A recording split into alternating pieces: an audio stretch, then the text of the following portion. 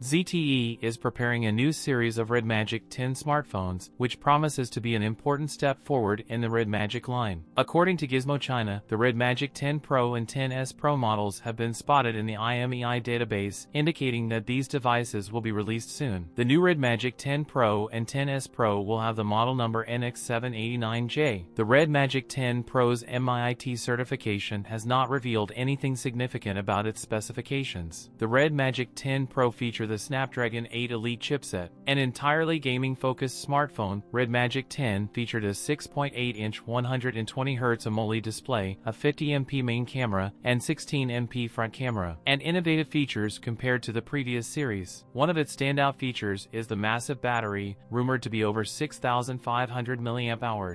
RedMagic 10 Pro and 10s Pro's official launch date has not yet been announced. The new models are expected to attract a lot of attention and set new standards in the smartphone market. That's it for today's video. If you enjoyed it, don't forget to like, comment, and subscribe for more content. Thanks for watching, and I'll see you in the next one.